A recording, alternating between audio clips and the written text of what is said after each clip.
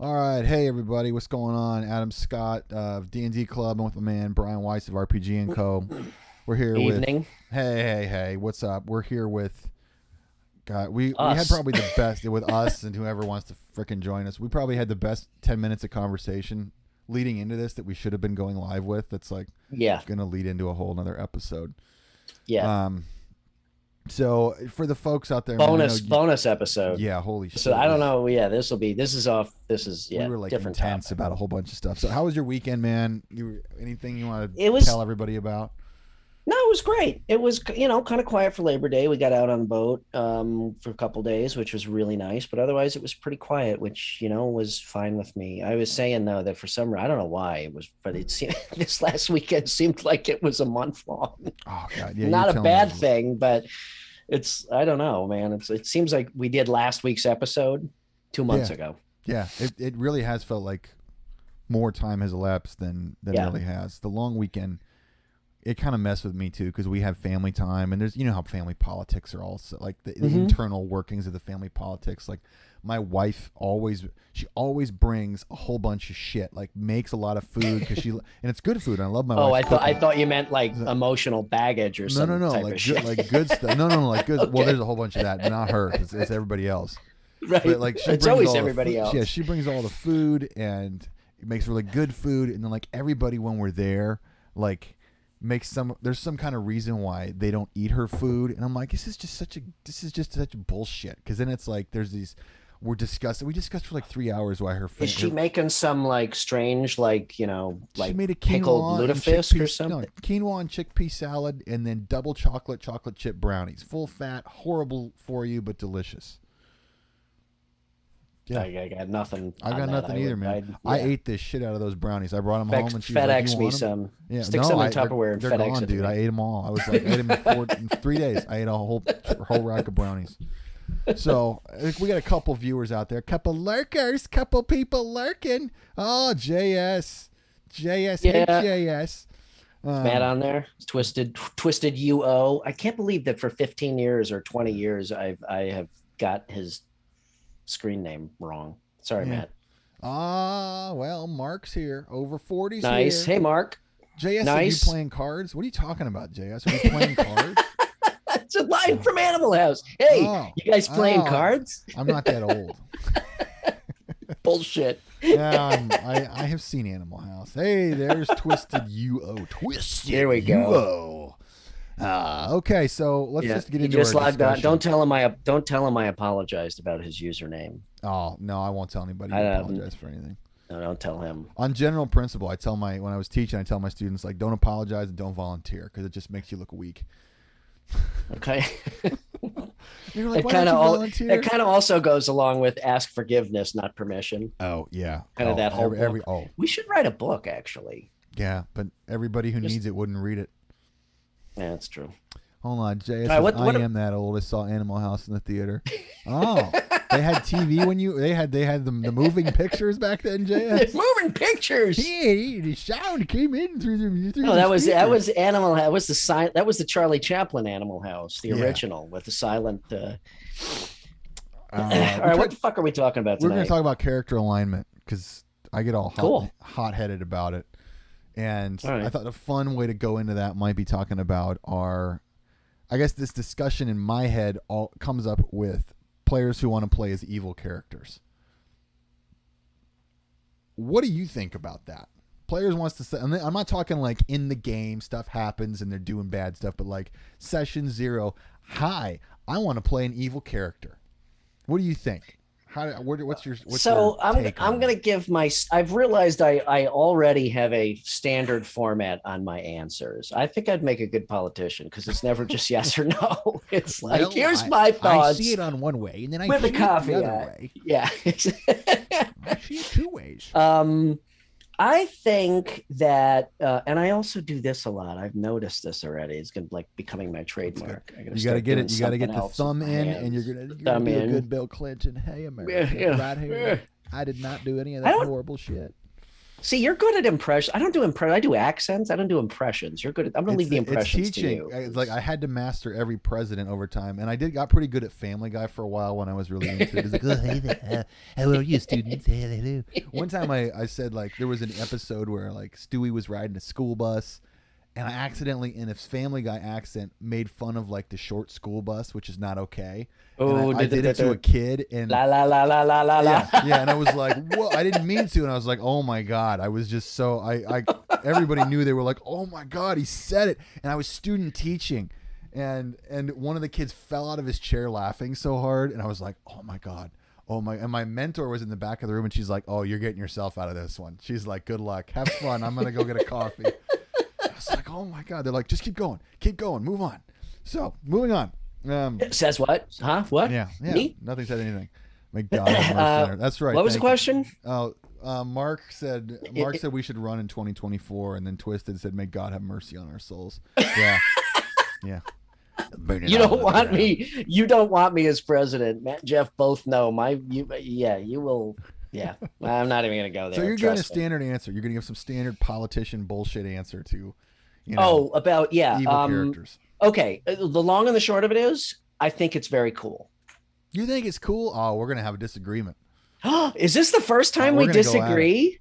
I freaking hate it. Fucking son of a... I freaking hate it. I can't stand it. Okay, now here's the thing. You tell me why you think it's cool.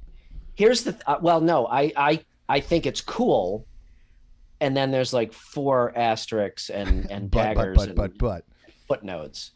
I think it is very cool to do that. I've also become, this is somewhat tangential, but I don't think so. I think it's a good segue. We're tangenting 6 minutes in. That's perfect. Yeah, right. This is gonna be a short episode. Tangent. 7 minutes. They've already lost it. Fuck them. See, now I lost my train. You were talking about the asterisks. Oh, I'm gonna scoot my yeah. So I have also, the more I DM, I've also very much become a fan of, and this is probably from watching Critical Role and Matt Mercer, especially, but I've become a fan of, session 1 not saying, "Hi, I'm Joe the Fighter and I'm lawful good, and this is my background, blah blah blah blah blah." It's like an intervention with the adventuring party. I am really a fan of, you meet a guy in a bar. There might be a couple characters. I try to get all my my players' backgrounds ahead of time. And depending on, and this only goes for like session 0 of a new campaign, okay, or a one shot or whatever. Although it doesn't matter so much with a one shot. But I try to get all their backgrounds ahead of time, and then some people don't really give a shit about what happened before. It's like, okay, you're in the tavern, and join and let's go. I care for continuity's sake. How'd you get all this starting equipment? I don't know. I just took it out of a bag, and now I got a sword. And right? It fell out of the sky. I like the even if it's only for me. I like the story set up. It's like the prelude almost, right? And I may put a couple characters together, and they may know each other's backgrounds, but for the most part, it's hey, there's a guy in a cloak over in the corner, and he's got a sword, and he looks fightery. There's a guy over there, and he looks fightery. Right. There's a shifty guy in the corner, and he looks roguey, whatever. But it's like you got to learn the relationship, or through your relationships, role playing, what everybody is about. And I think alignment plays into that in a very cool way, because everybody has different motivations. And I think it makes for really awesome character building and role playing if you have questionable alignments. I will also say that I generally think it's probably a more advanced player thing, because the second asterisk is the second asterisk is back to the murder hobo scenario. Okay. Generally you got somebody that's evil, and they're like, "Oh, I'm going to fucking kill everybody in here if I don't get what I want." You know what I mean? Yeah. There are ways to play alignment. Now, obviously, if you're playing a devil in disguise and you're lawful evil, that's going to affect decision making, but Sure. if you are a person who is driven by evil motivations, you may not be some psychotic murdering sociopath, but you may have machinations So that people don't maybe a better don't question here, or a better way to contextualize all this is, what do you define as an evil aligned character? Do you go straight off the player's handbook, or do you have kind of a cons? Because I think no, we pretty much use straight up alignment. I like think self interested to the point of I will pursue my own interest at the yeah, expense of I others. think a lot of people, and I am especially guilty at this when I play and ask. Matt and Jeff will tell, they're probably typing it right now. They're I typing. am, Yeah, we'll go to the chat in a sec. There's a whole bunch of good stuff. They're saying way yeah, better things than we're saying. Way better. yeah, yeah. Please break into what I'm babbling about with the fucking chat. But I am super, as a player, I am super guilty of misaligning myself. Like, I still, after all these years, I'm like, well, I want to be chaotic good. I want to be kind of the Han Solo, the roguey Yeah. type guy, but Yeah. I want to be good at heart. And then I start playing, and invariably every character I play is pretty much straight up neutral, if not chaotic neutral. Yeah. So I think people misalign themselves a lot.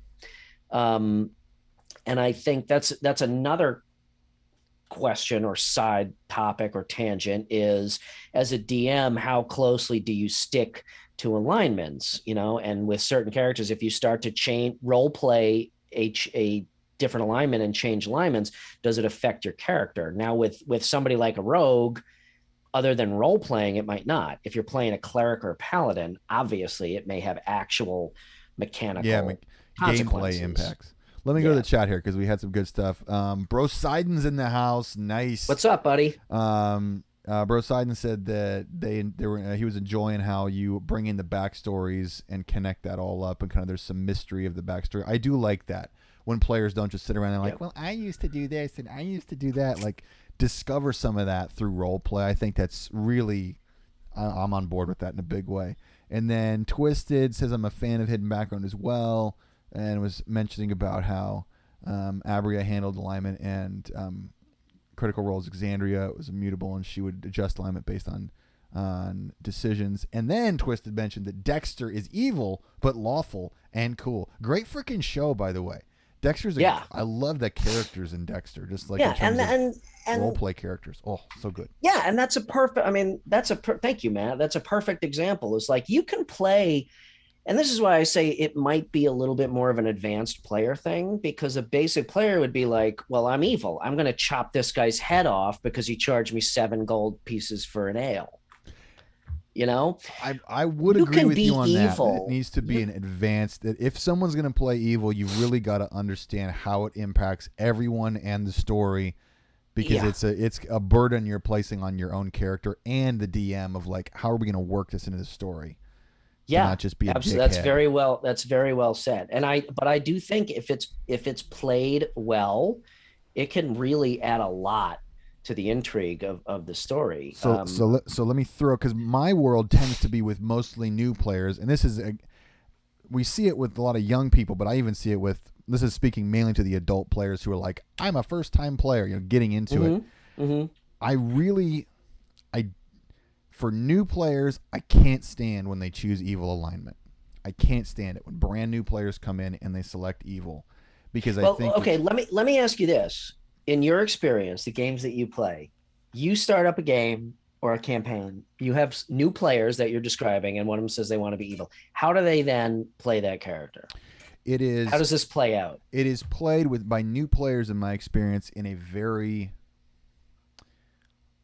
they almost all, it's like chaotic evil. There's no nuance of evil. It's just like, I'm here to tear shit up and kill, and basically kill, rape, and pillage whatever is presented. There's no attempt at narrative or storytelling. Like, I'm all for a good story and a character who's got demons or is a demon or what the hell ever.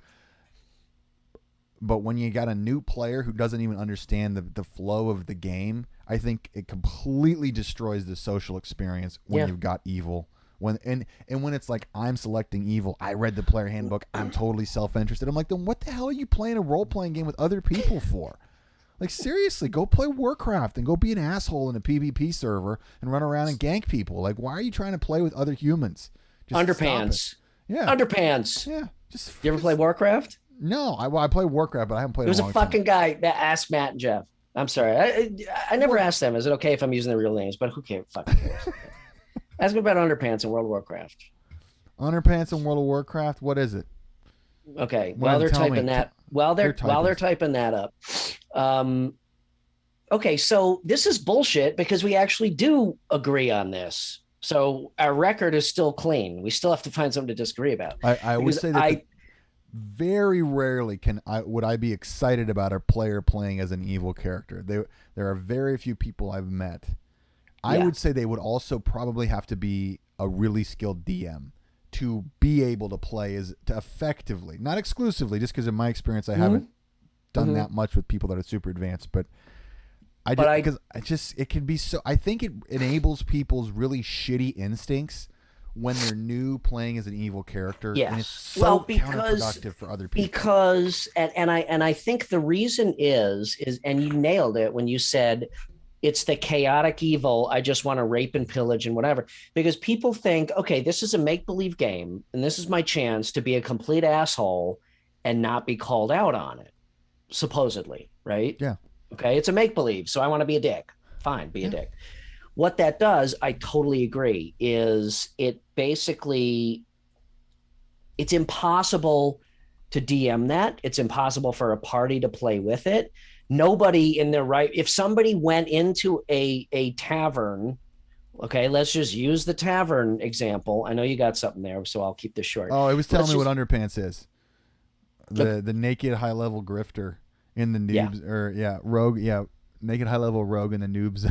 So it was just ganking everybody, killing everyone. Yeah, I hated that guy. I mean, he was like legendary, but it was horrible.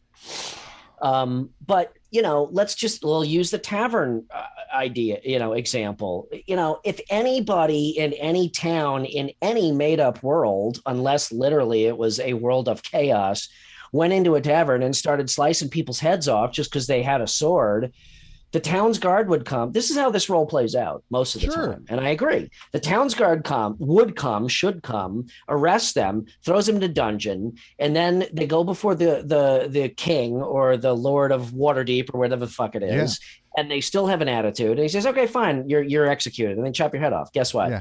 End of character. Yeah, they whoop. That's how it plays out. Yeah, exactly. 90% of the time. Yes. So I agree with you that is really, really hard to deal with. So let's add a follow-up here because Bro Sidon sent me a message asking about mechanics and alignment, and I really get it. Like for me, when I'm playing, I actually think alignment should be something the DM decides based on a player's actions. Like you may want to you may want to be lawful good, but you're acting like you're just pure neutral or whatever.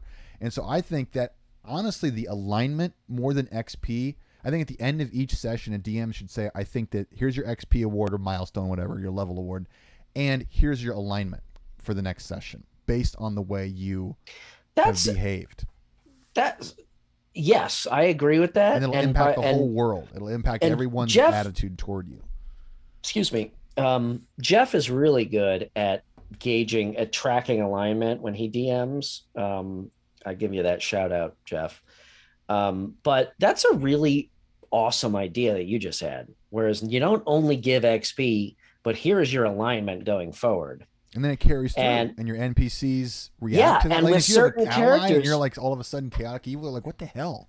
You're killing everybody. You're an asshole. Get out of here. I think that's a fantastic idea. And for certain classes, it's purely a role playing thing. I think when you get into like clerics, paladins, warlocks, maybe monks, there are nuances where you could really start to fuck with people. And me, like whenever I homebrew, I like to complicate things, and I like to make things like, well, this magic item gives you this, but it's got a whole bunch of caveats on it, so you can use it really powerfully, but your toes are going to fall off. To me, it's almost like the Force in the Star Wars games and the Yeah. like the DMs in the Star Wars, the old West End system, like they would assign you dark side points based on your actions. Like you could use a Force point to really kick some ass, but they're like, oh, dude, you're using that in a really violent anti-hero way. Like you're going to pick up a dark side point. It's up to you. And your alignment on the Force track would shift. Whereas D&D is just a 2x2 grid it's a grid as opposed to a linear thing. I kind of like the fact that D&D has not put hard and fast rules to alignment. Believe it or not, because I'm always about, let's make some rules for that. But I think alignment is such a mutable thing, and I think it is so. It's all role. It's 99.9% role playing based. So I think it's really cool to just kind of let the DM, roll with it. I got something good here from the chat here. We've got people are praising us. Mark is telling us how genius we are. And then Bro Sidon mentions that he thinks it's also a pretty good way to incorporate inspiration, basically when you're making hard decisions or hard choices or using role play. And when you're playing in alignment, with alignment, you're able to get some of that stuff. Twisted says, evil new players, can you go with something like a Soprano styles vibe as DM? Sure, they're evil, but still easily move through a quest style campaign.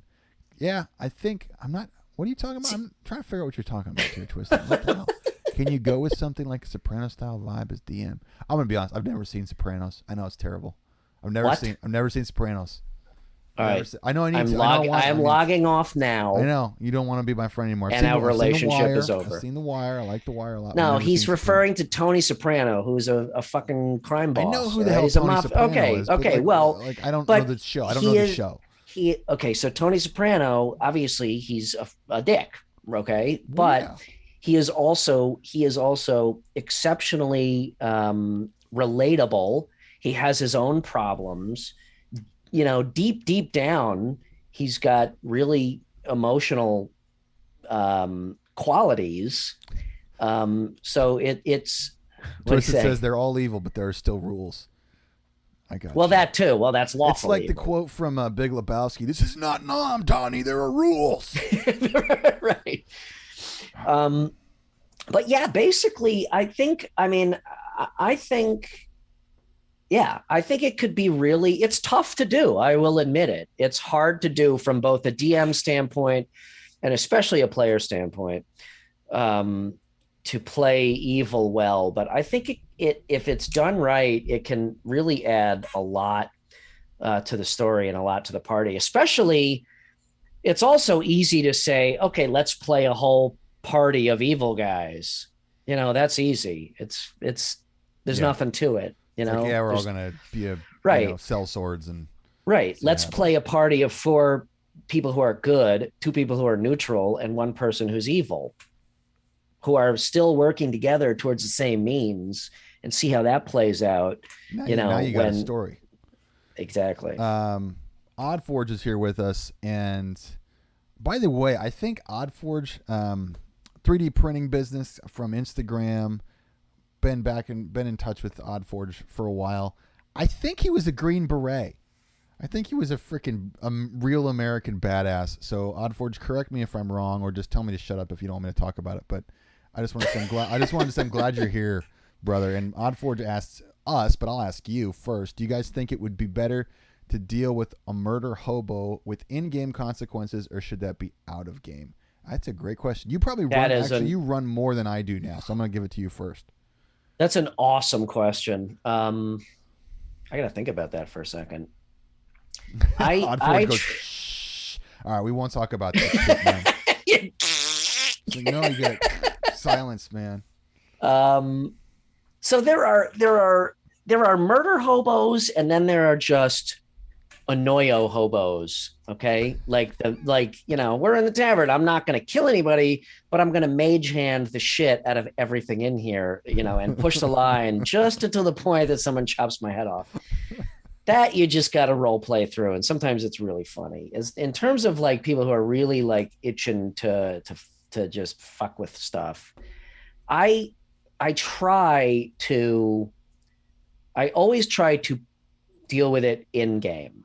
Okay. Again, I try to approach it from the standpoint of, okay, it is an imaginary game, obviously. So there are wide parameters. However, we are trying to build a believable world and a believable environment. So if somebody like this, obviously they are the hero of the show. All right. If they are the TV, Yep, if they're there's a the TV stars. show, they are the hero. So again, you've got to widen the parameters.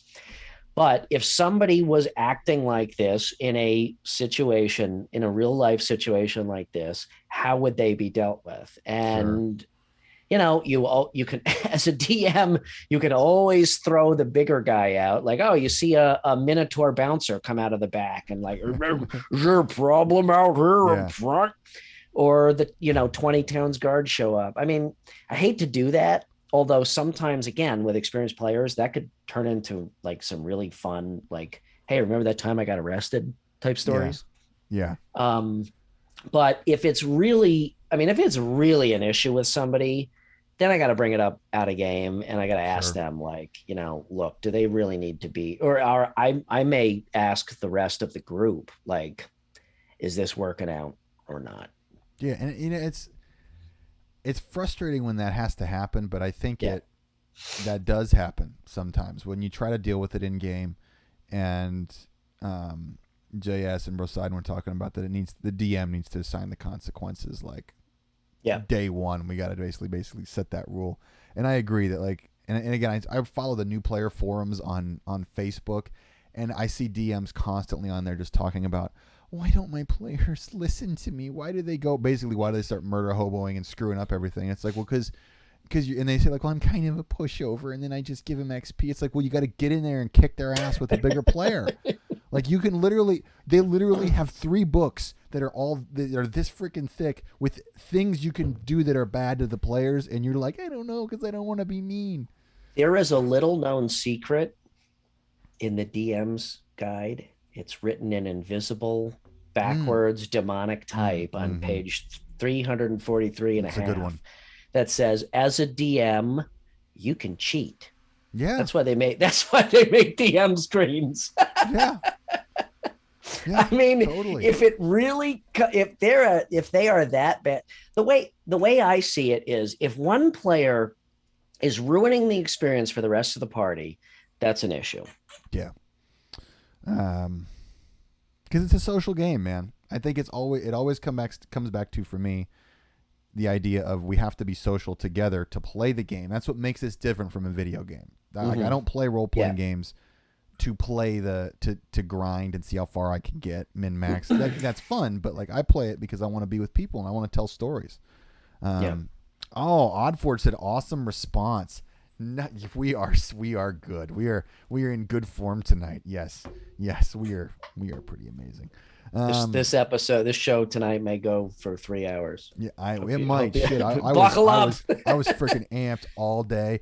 By the way, there is a good book. It's called D&D and Philosophy, and it's got a whole bunch of essays about. I'll put it on the I'll link it to whatever we're doing with this. I'll link it somewhere, but it's it's cool because there's a whole bunch of essays talking about.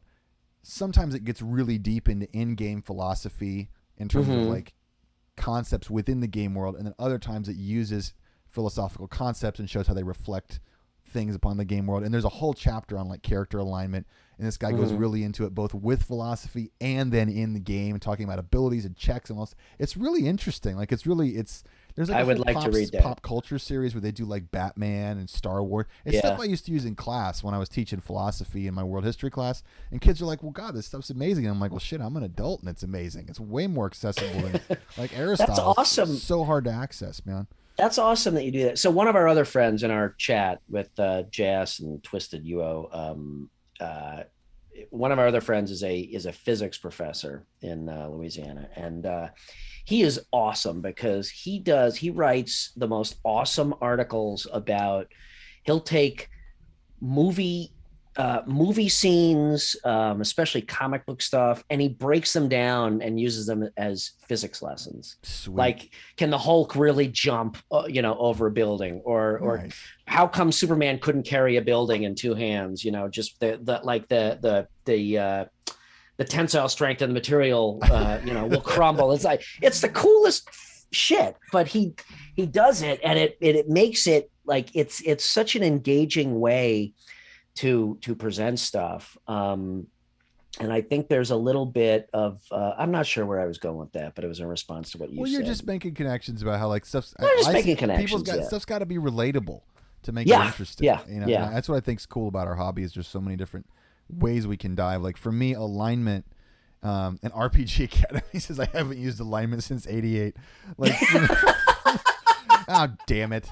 Like you're gonna another old school. So like for me, like my games are really heavy with anytime I can present a moral dilemma or decision. Like I really lean into those. Like that is what I live for as a DM because I think I it's can the see you teacher doing in me. that. Like I just really like you're gonna have to make a freaking decision. Bad you know what we got to do sometime? It's just like I love that. I think that's fantastic, and that just I'm sorry for interrupting. Yeah, but go ahead. That's what we're doing. We have to get a game of all DMs playing sometime. Like awesome. You, me, Malcolm, Bearded Nerd, like all these people. We should just, and it would. I bet it would suck. Like, that's not how you're supposed to do it, Malcolm. No, you got to do this tavern. And then roll the the way I do initiative. Here's how I do initiative, Malcolm. That would be pretty funny. Be pretty but badass. Anyway, we should do that. Anyway, but yeah, I think it's a really interesting question. This is a good topic for tonight. Kudos to you for coming up this one because I couldn't think of what to talk about. Oh, tonight. I was just shit that I was thinking about this weekend, and I'm like, I'm fired up, man. It's perfect. Ready to go. I think it could be a really good storytelling device, but I think it's really tough to do because, like you said, people the de facto response is chaotic evil. I'm just going to act like a dick and kill everything in sight. I'm going to say something else too, and along this whole topic. This is what I was mining, thinking about this topic, and this might be something people will get all pissed off at me, which would be great. Ooh, I don't think we've pissed anybody off yet. I want to piss people off. No, I try to be congenial. When I was in grad school, one of my classmates, I went straight from college to grad school, so I had no life experience. Thought I knew everything. Went right to grad school for education, and one of my classmates who was much more experienced in life, she was older than me. She's like, Adam, you're like the nicest, most innocent asshole I've ever met, and I was like, that's a skill, man. I'm like, I didn't know that I knew how to do that, but I guess it's kind of carried through to adulthood. That's a skill to be able to do that. I try. I guess I try. I don't know if I try.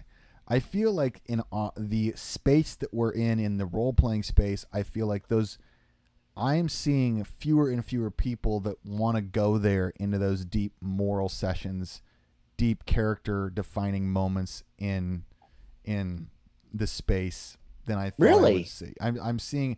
I feel like I see a lot of people that want to just kind of dance around the creative side of it. Like I want to, like for PCs, like I want to get my character. I want my character to do all the amazing things that they get to do, but I don't want my character to have to really go through the trials and tribulations. I don't know if that's just a feeling or if it's. That's interesting. I don't. Are you not seeing that?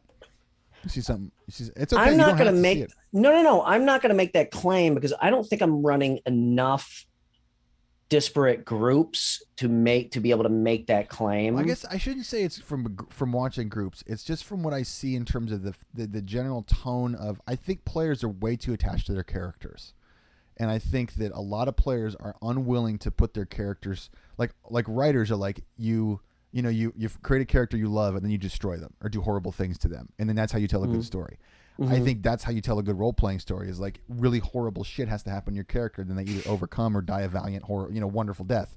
And it's like I feel like players are they want to just level and get the extra things that they're I feel like the players are afraid to have that happen. I don't know, maybe it's just a misimpression that I'm getting. No, I don't think it's a misimpression. I'm not going to say you're wrong. If that's the impression you're getting, there's obviously something fueling that. So, who am I to say that that's wrong? I'm going to say I'm not equipped to make that claim or not, because like I said, I don't think I'm running enough different groups, but that surprises me because, and again, maybe my mind automatically goes towards Critical Role, but I kind of feel like that's surprising because I feel like people want to really live through these characters. But I think So I'm not I would arguing agree with you. it. I'm just saying I find that surprising. I think that needs to be like something we should dig more into in terms of where That'd people be are great. at. I mean, I should put some polls up on my Instagram in terms of that. Yeah. Also, RPG Academy. I'd love for you to weigh in on this because I know you run I think RPG Academy runs games like every day, multiple games every day. Yeah, I would actually if you all love could weigh in on that. You probably all know in the audience more than we do. Yeah, I'd love to hear that because I thought the game, again, building on the back of what Critical Role has built. I think that people are the game is really evolving even more so, and that people are really engaging with the game on another level. So that's interesting. That may be the case. Although I could see it because people get so involved, so like you said, so invested in their characters that they don't want to risk them. Yeah. Which I think is bullshit.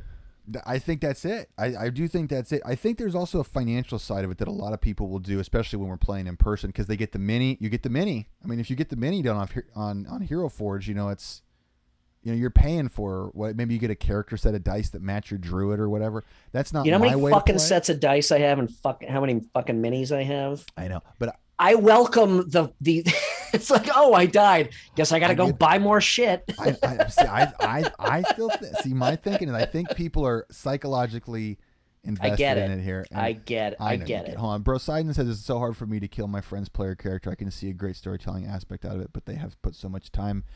Me too. The game I ran with Mark and my whole group when we were back in person dating, I wanted so bad, Mark, to kill all you guys, but like I couldn't do it. I was trying. I was like, just freaking kill him. And you guys were playing so well and so into it. I was like, I can't kill him. But again, we talked about this on a previous episode. There are if somebody is that like some people don't give a shit. Like if I kill, no mention of druids. Oh man, we have a thing. Druids. We have a thing for druids, and Jeff always complained about that. I'm not a druid. One of the other guys in our campaign is a druid, and he's like, "God, druids suck." And I'm like, "No, they seem pretty cool to me because they're on my team." And then after I started running my Wednesday night game, and one of my guys is one of my players is a druid, I'm like, "Fucking, I hate druids. They suck." But anyway, okay, hold on. Some Twisted said something too, huh? So I just want to get because the chat's like on fire. Yeah. Go Twisted ahead. said, I think I agree with that statement that people are too invested and tend to stay in a safe zone, that death is perhaps too rare. Man, I could talk about this idea of safe zones in terms of the D&D role play. I don't want to go down. That's like a 2-hour conversation. But that's another episode. We touched upon it, but that's another episode. RPG says 100%. Challenge of players is to get them to not spend the hours of play in their head before they play. Ooh, I like that. And then Jeff was giving you crap about druids. And then Bro Sidon says, I think mature players are much more open to being killed and taking risk. I would agree with that in a huge way. Yes. I don't like to talk much about the youth games we run on here, but 100%. We have Absolutely. to be, and again, youth players different. They're learning. It's not about like let's I don't crush. think It's that's. I not, don't think that's a different animal. I personally don't think anything we talk. 99% of what we talk about this show does not apply to kids. Yeah, that's all like. It's a different to the hobby. Let's have fun. Let's learn. Let's have crazy stuff. I do everything I can. I do disagree. Who said not spending time thinking about the character out of game beforehand? RPG Academy said don't spend too much time. Okay, I'm going to have to disagree with you on that because I do that too. I mean, that's part of the beauty of the game is like you get into that character. So it's hard not to do that. But I do agree that that's part of what is so difficult. But again, there are some players don't give a shit, and some players it's like almost you actually killed them. Like if I killed Matt in a game, you'd be like, okay, great, I get to start running I get to start rolling up a new character, and that's a month-long fucking process. Yeah. But for him, that's the attitude that it should be for players. Is like I understand get to do a new character. I understand, or something new, but I know. But it is difficult to with somebody that you're invested in. But I agree. It more advanced players can recognize it and use that. RPG Academy. Oh, hold on. I totally screwed up RPG's point. Oh, damn it. Okay, so my point is that they spend their hours before play and are always in a hurry. Oh, okay. So they're always they're always like in a hurry to just play through. I'm not sure. God damn it! I can't read anything. I don't even know. I don't know what you're talking about, man. I'm sorry. The fuck. You're gonna have. I'm screwed. We had a good 38 minutes, and then here in minute 39, it's all coming off the rails because I can't understand what's going on. Let's start over. Okay, what did he Start say? over. Reintroduce the show. Okay, I'm just going to read it here. Okay, a challenge with players is to get them to not spend the hours of play in their head before they play. Okay, then he says, no, my point is they spend their hours before play and are always in a hurry. Yeah, they spend the time in their head and lose out on the actual play. So you're saying like I get that. They're setting expectations and they're maybe missing those within the gameplay. I get that. Okay. I don't have any idea what I mean. That's the way I interpret RPG that. RPG Academy's way smarter than I am, so I it's probably a great idea. I don't know what the hell he's talking about. You can just answer with yes or no. He said yes, Brian. Okay, yeah, I don't know I'm just a dumbass. So yeah, no, and I've been guilty of that too. Is like you set up expectations, so high in your head, and then I've actually had instances where I played, where I've set up expectations. I'm like, oh, my warlock finally got to X level, and I got XXX, and then I play, and the session's like, well, that session sucked, and I actually didn't have a good time playing D&D, which is rare and stupid to say, but I get it. But I think that I forgot what I was going to say. Typical. By the way, I appreciate all the audience being here tonight. We have, I think, most everyone who was here last week when we had a guest. I think everybody is back, and I really appreciate it because I look forward to this. Yeah, seriously. Thank you for being here because it means a lot to both of us. It's like the highlight of our week. Absolutely, it really is. It really is. I look forward to this. I look forward to this more than my games.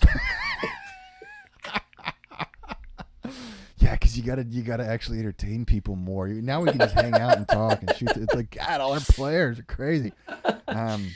But okay. It really is a great topic. Again, I think it depends on. Go ahead. I'm just kind of there's so much good stuff in the chat. Like I want to. Lay it on me. Said something about. Again, this was probably going to be more of an episode or two or three. The thing that sticks out to me is I think that. So let me tell you my perspective first, and then I'll make my statement because that's going to help. Otherwise, it's just going to seem like I'm just throwing shit out there. Go for it. I think a great story happens when a DM has a good read on their players and understands who they are as people. The group trusts each other, and the DM can put people out of their comfort zone a little bit and push them without pre-approval, without like, "Are you okay with this?"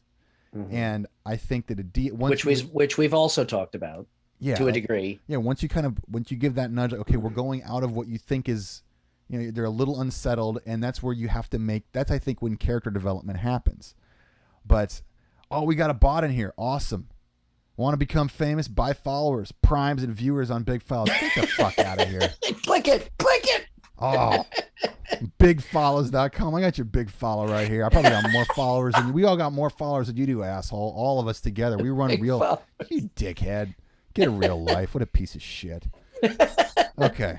Back to what I was talking about. So one thing that you just mentioned, click something that I was thinking about before. You said about how, especially with new players, they don't want to be put in that difficult moral situation because they're so invested in their characters. My question, and I wanted to ask this of you and everybody else in the chat.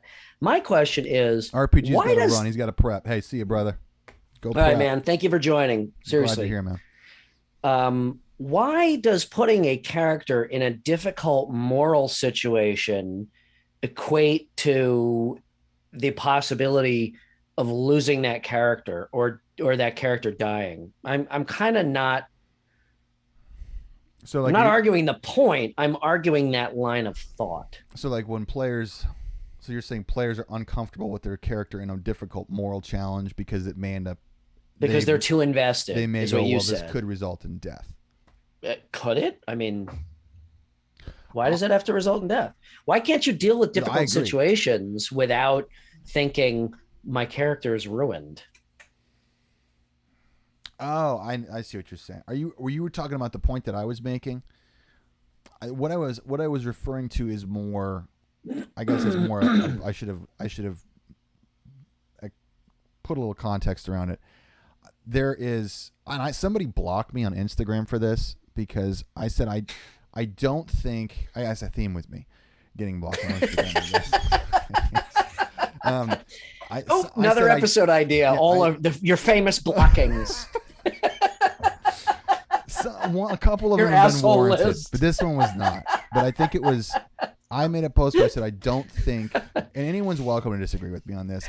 It's because I was a teacher, and my whole philosophy as a teacher was like, you have to develop relationships with people, and you have to develop trust and rapport. And once you have that, then you have kind of an ability to push people outside their comfort zone with different topics that may affect them, that might be personally affected. They might be personally affected by. So I made the point that I don't think pregame like disclosure statements like I'm okay with this, not okay with this. I think we've talked about this before. We did talk about it as it pertains to character deaths. Like, are you guys okay with? I mean, and again, this is just who I am. I'm gonna put the asterisks out there. This is not. We're not talking about offending people's moral sensibilities or any of that shit. There's people out there that supposedly have like rape and all that stuff in their games. I'm like, that's horrible shit. That's not what I'm talking about. That's an entirely different level, and that's abusive bullshit that should never be in a social engagement. No, we're talking about taking the game to another level and introducing some difficult decision making. And again, I'll play devil's advocate. It's not the way I like to play, but there is a style of D&D where it's just like, let's roll some fucking dice, kill shit, and level up. If that's what a group wants to do, that's fine. I don't find that as engaging as either a DM or a player, personally. Let me tell you about one example, and this was from the game I ran with Over 40 and the guys that I ran with last when we were playing in person.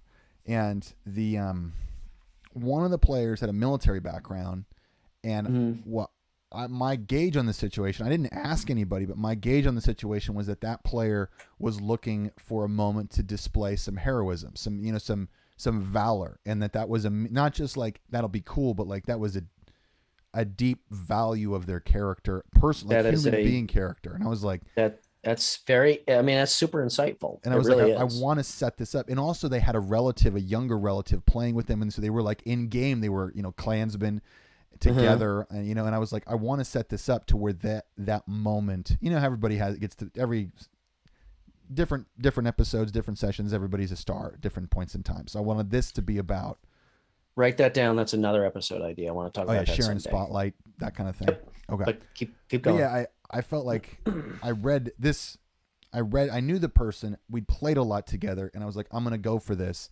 And I could feel like through that experience of getting a chance to go through a combat scenario of like, there's bad shit happening.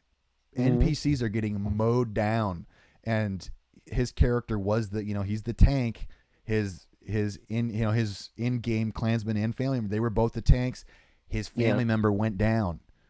And I was, and he was like, I could tell it was affecting him, but he was a good player and also was playing strategically, and it was a way to save his family member, rolled well, played well, and killed the NPC. Team worked together.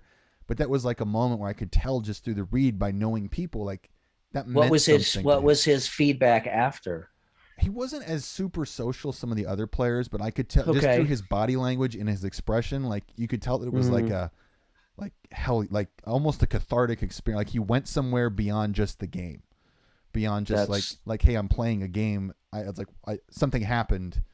There was a moment, and in teaching, it's called the aha moment, when you reach a kid and you're like, something changed within you. And that's what I go for in the games. And I think if you do the little pregame, are you okay with this? Are you okay with that? Are you okay with this? Like it really kill the aha moment. It kills the moment when they have to go inside themselves and go, okay, how do I respond? How does this character act? It's a way to, through extension, to have a cathartic, therapeutic experience in a structured scenario with people you trust. And that's what I love about DMing.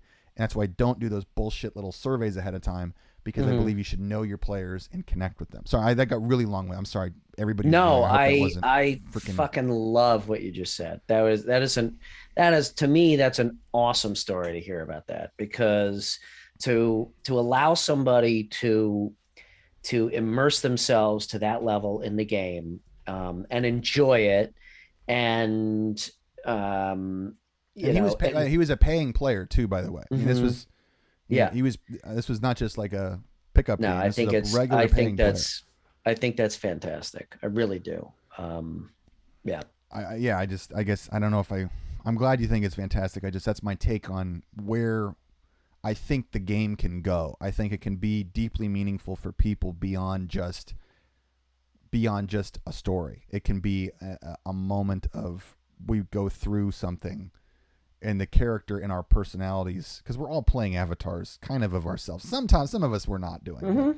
hold on. Let me go back to the chat because there's some good comments here, and Yeah, I want to hear some comments. I got more to say, but I want to hear some yeah. comments. Let's do this, and then I'll shut up and you can talk. Okay, so Brosidon's here. Brosidon's dominant here on this. Okay, how can you build that trust between strangers and the DM, or trust people who pay to play in your game without you knowing them that well?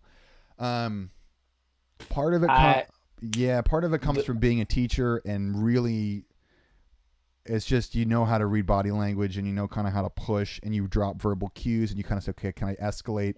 It's a long process of, and I'm not perfect at it. I've misread the room. Sometimes you yeah. got to back off, but you try to push very I gently and you got to be careful because if you haven't had experience with lots of people and understand where kind of body language and nonverbal, like, hey, whoa, not yeah. cool with that, it can be really Yeah, counterproductive. I would agree. I mean, I don't have the teaching background that you have, but I spent a good number of years as a sailing instructor, and I can say the same thing. I think if I had to boil it down to one thing, it's being attentive and just really, like you said, looking for body language or trying to get a read on people, how they interact with you and others, um, how you can kind of pull them out. If they're less interactive, how you can kind of pull them out and help them become more interactive. It's not an easy thing. It really isn't. But I think the most important thing, like I said, is being attentive and listening and just being very empathetic towards what each player needs. Yeah. Like I've had players that are much quieter, and if I let them, they would just sit back and never talk much and roll dice and probably have a good time. Sure. But I feel like they could have a much better time if I recognize that. Yeah. And I try to, and that's why I said I want to spend a whole episode talking about this, about the spotlight. Yeah. But it's engaging with people and and just listen and be attentive, watch and listen. And it's it's not easy, but if you do it, it's so I'm going to sound like an idiot. It's not easy, but it's also not hard. It's not easy, but if you train yourself to do it, it's not as hard as you think to catch cues from people, whether it's body language or just that little sparkle in their eye or whatever. And it's the trust comes a lot quicker than you think if you do that.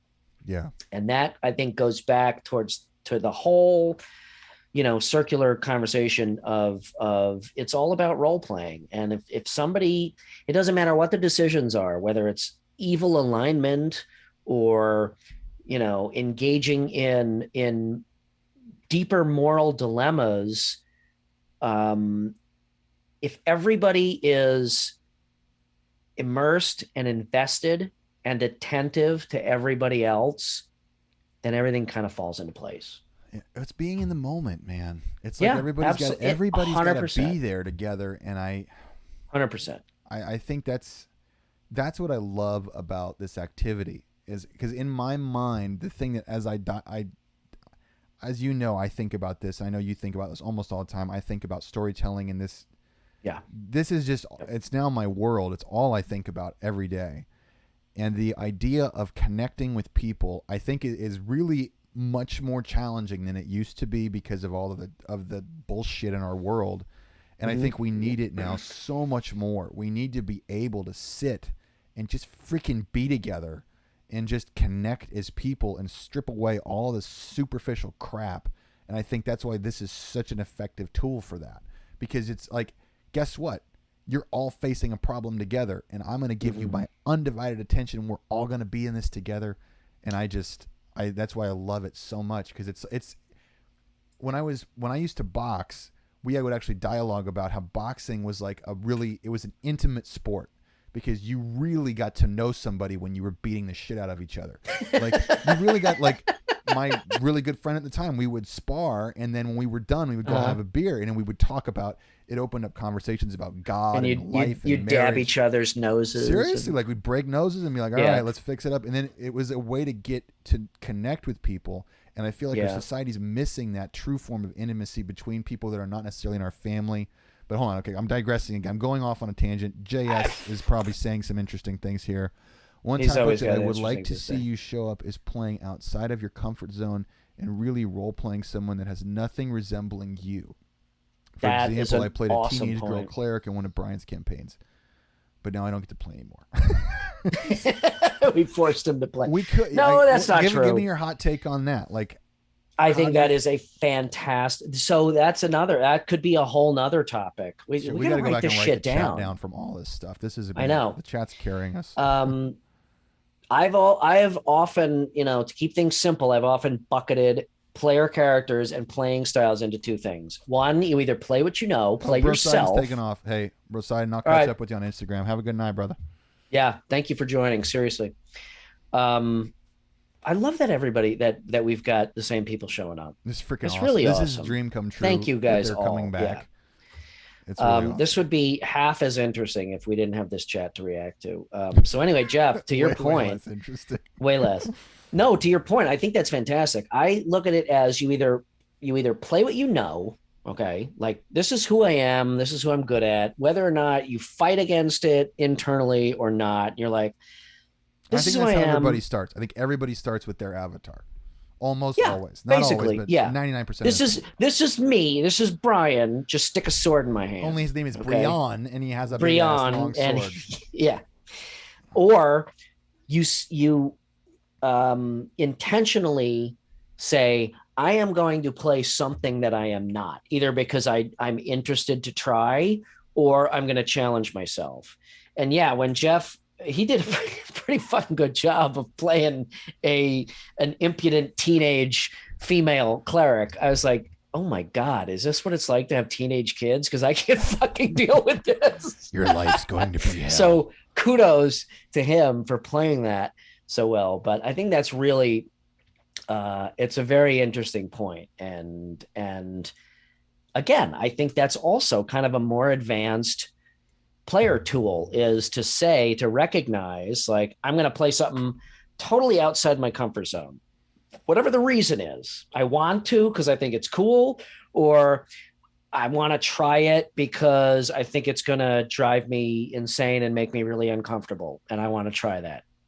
Do you think it's a DM's job to get players there? Like, if you're playing with people for a long time, to be like, okay, we played one campaign, yay, next campaign, or eventually, if you have relationships, what do you think about trying something different? What do you think about that as a DM?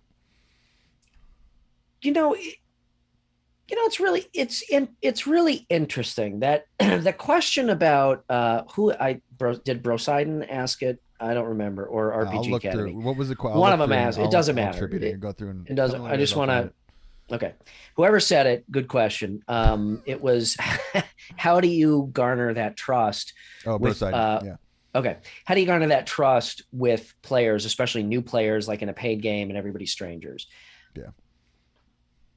My paid game that I started through D&D Club, through you, on Wednesday nights, same group for going on 2 years now. Yeah. You guys have been playing for a long time. Yeah. And they still pay. That's the thing. They still pay you. And you still run. And we have an awesome time. And it's not even about the pay anymore. It's about, like, we got to fucking play. Yeah. And they're just an amazing group. They just gelled. We tried adding somebody Worked out for a while. Turns out it didn't. It's a whole nother story. I don't want to get into it, but That's tough. Once you've got an established dynamic, that can be challenging.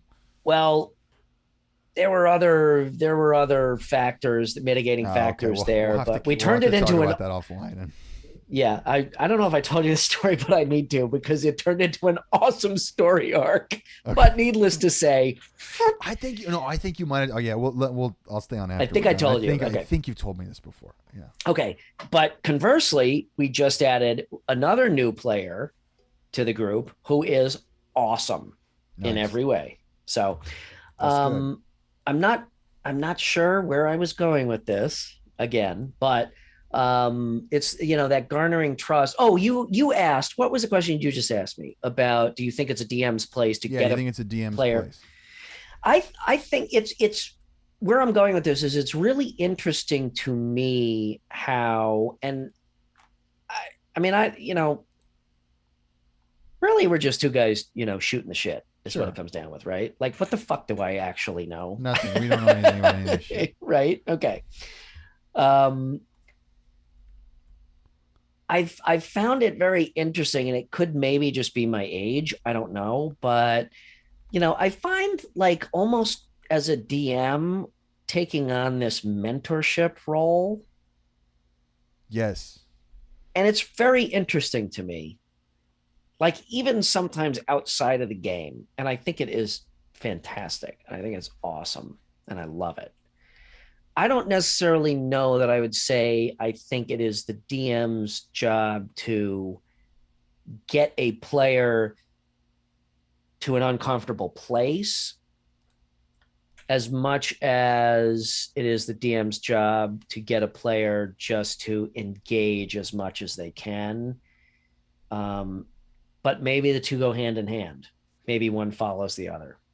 If that level of trust is achieved, and if you are able to elicit from your players, a level of engagement that they normally would not have in everyday day-to-day life, then maybe it does follow that, okay, maybe you're ready to, why don't you try something out of your comfort zone? So I guess the answer to your question is a roundabout yes. It's like we're playing a game, but I don't, and without trying to sound too self-important about it, it's like we're playing a game, but because of the nature of this social activity, you get to know people so well. It almost, like you said, with the mentorship role, it almost becomes more than that. It's more than just, we're not playing Monopoly. Yeah. It's a different type of thing. By the way, I got a bunch of free shit from Skinny Minis. They sent me a whole bunch of free I'm giving it away. I don't know how to do the bot name thing because I don't know. No, not What's you. the question? No, not you. No, I just need a random name picker. Odd Forge, you got this, brother. So I'm gonna send me your. I'll follow up with you on Instagram too. Send me your address. It's like, here, I'll show it. They're doing a new Kickstarter. I am getting in on this new Kickstarter because I'm pissed they would that I hate missed that the I'm first promoting one. it this way. I'm not even really trying to promote it. I plan on keeping them, but I want to give them away. It's just a bunch of cool stuff. There's like 30 or 40 of them in here. I don't have room in my house for it. So, Odd Forge, I'll hook up with you. Awesome. You win. I use the worst picker on here, but I think you live in the U.S. I hope you live on the U.S. Otherwise, you're not getting it because I'm not sending it international. Did you throw Canada counts? That's the U.S. Canada counts. Shit. No, it doesn't. They're shipping. Yes, it does. Fuck you, man. It's like there was one comedian who's like, it's like a really good, it's like an apartment over a really good party. Like, oh, keep it down there, eh? You guys be quiet. Oh man, keep it down. So I don't know. I think we had a good one. How much longer you want to go? You want to keep going? What are you thinking? I don't feel like we've gotten to that point yet where it's like we got nothing left to talk about. I'm okay going. I'm okay stopping. Whatever you want. You're the producer. I'll let you make the call. Let's see what else. Anybody else got stuff you guys want to talk about? Yeah, chat it up. I will say though, I want to get in on that second Skinny Minis Kickstarter because I missed the first one. And as much as I love miniatures and painting them, and even the quick paint, I have realized so much fucking time, so much fucking space that I don't have anymore. Those things are gold. There's a painter, especially when you're remote. Oh yeah. If I was starting over with the mini collection, because I love the mini hoarder, if I was starting over with like getting minis for an actual tabletop game, like I need the goblins and I need the drow, skinny minis all the way, because they literally sell them the way DMs need them, and so it's yes. I'm not even intending to plug them on this. It's just it was useful, and they have. This is an unintentional plug, but I'll plug the shit out of them. I'm plugging the shit especially out of them. Especially as a graphic designer, and knowing like what it takes to design that and produce it. They're brilliant fucking idea. If you all don't know, they're connected. Brilliant idea. They're connected with Dungeon in a Box. And Dungeon in a Box actually is a really cool product that's great for the pro DM game, because the adventures are so nice. So we make a lot of money off Dungeon in a Box games. They were really good. They were really freaking good games. Mark says here he's over 40. It says he's slowly starting to play outside his comfort zone. Started by choosing classes other than cleric, paladin, or fighter for a couple new characters. Nice. That's a great. Steps. Yeah. You know what? That is the easiest way to. When I was a kid, I'm doing the old man voice again. That's another right. Trademark. That I gotta stop. Move. When I started playing, I was always the fucking Aragorn mysterious ranger in the corner. That was my de facto character for the first 10 years I played D&D. Ranger. Oh, yeah. Mine too. Ranger, I'm a ranger. I was like, I'm kind of bearded and long hair. And he's in the back of the pipe. Yeah. Yeah. I'm kind of wimpy, so I'm always going to be ranged, and I hate fucking spellcasting. You know what I play now? Spellcasters. And I find myself, every time I create a new character, I'm like, what have I never played yet? And I play that. Yeah. So I think character class choice is an awesome way to start. The easiest thing you can do to get out of your comfort zone. It's like, I never played a cleric and I'm an atheist. Play a cleric. There you go. Yeah, I think that's a really good suggestion, because you don't have to play something totally off the wall. Just pick a different specialty. Moves you in a different direction. Twisted says agree. Sometimes might be nice to be given a character to play. Might be interesting way to engage. Oh, that too. I do like the Star Wars Fantasy Flight series. They have the beginner. If you've never looked at the stuff, the system's kind of wonky. They have like a different dice system. Which is unimportant, but the stories are really good. And the beginner sets for the Fantasy Flight, like they have pre-made characters with good backgrounds. I really like those, because it's just like, here's your character. It feels so cinematic, because it's just like, this is what you're playing. And it's just that's like, okay, very cool. I get it. And so it's a great way to introduce. I think it's a great way to introduce people to the game. It's just like, this is who you are, and this is what they are. Inhabit that space. It's like they're like Han Solo, and they're like, oh yeah, I get it, yeah, whatever. And they start quoting them. I think that's an awesome idea for both very beginning characters for obvious reasons, and then again jump over to advanced characters. Like, what can you do with this? Yeah, that's awesome. That's a very cool point. Assign characters, and then getting players there, I think, is another thing that takes time. Getting players to those higher levels to where they feel like they've fleshed out their whole character, to where it's like, okay, I'm good with where I'm at with this one. Let me move to the next one, because everybody has all the, we all have like 100 first level characters that we're like creating and designing, and like, have you seen the D&D Beyond like character curve? It's like 80% of them are level 1, and then. I told you, in Jeff's campaign, I'm a 15 warlock, highest level I've ever had in my life in 40 years of playing D&D. Would you be pissed if they died next session?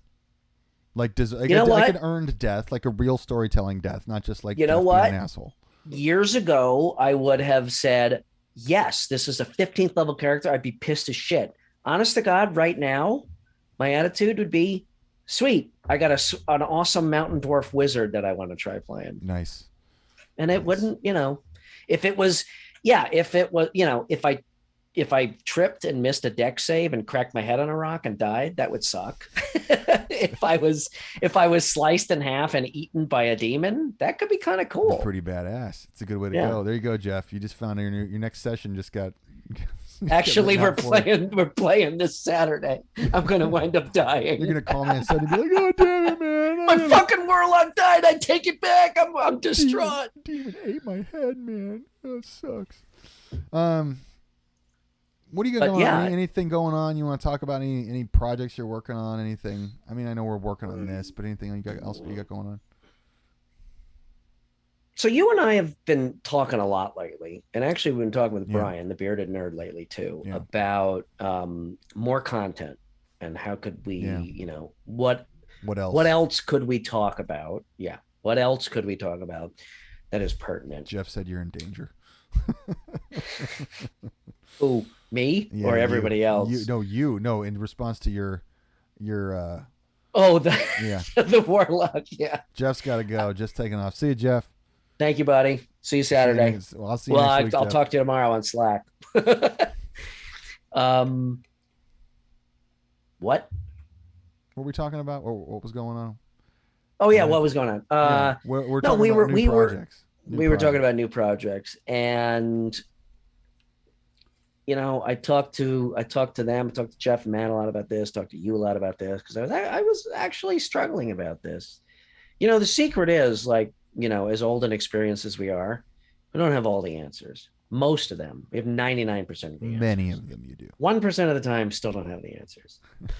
But I think it's become apparent that we kind of need to impart our expertise or our wisdom for whoever cares to listen about what we're good at, which is kind of helping people bring ideas to life. If I may go there, Yeah. and if we're not baked enough, then tell me to shut the fuck up, and I will. Yeah. Okay. Go for it. So it's just kind of helping people, from my end of things. It's the branding and there's so many creative people in this space that do really awesome work, really awesome things. Even as an artist, I find myself constantly on Instagram being like, holy shit, that is fucking awesome. Yeah, there's a lot of next level shit stuff out there, man. There's some really talented people. Yeah. But we've talked about, kind of how it may be difficult for a lot of people to kind of get that idea to gel and bring it to the next level. And I know I have a lot of experience with brand work. You have a lot of experience with teaching and business coaching and whatnot. So I'm very excited to start that moving aspect of what we're doing. Yeah. Still love doing this. Tuesdays is it Tuesday yet? Sorry, Matt Mercer. Had to go there. It's Tuesday. Sorry. So yes, we'll be growing and expanding. Oddforge here says, have you guys or are you streaming any of your paid games? I don't stream any of my paid games due to player privacy because it just could really it can be a challenge. I have all my players sign an affidavit saying that their privacy is completely and utterly negligible. And let me ask you a question, Oddforge. Would you like to see a streamed game? That's a good question. Yes or no? I think here we'll have them type it in here. It takes a second. Tick, There's tick, always dot, such dot, a delay. Three dots. I'm watching on OBS, three dots. So. Three dots. Three dots. So I know that RPG Academy streams games that are not mine, not like in the D&D club. He does do D&D club games, but he also has independent clients. So I know that he does stream independent games on his, but we've had players who are like, I really don't want to be on, Absolutely. Yeah. And I'm like, I'd rather get I think here's the short answer. I think here's the short answer. He would like to see a streamed game. Okay. So here's the short. We can figure that out. Here's the short answer. And Adam, you can feel free to trounce on me or correct me or whatever. The short answer is no, not yet. But we have been talking for a while about curating a game and getting a game together for the purposes of streaming. Yeah. Trying to figure out what the right mix of people so that is.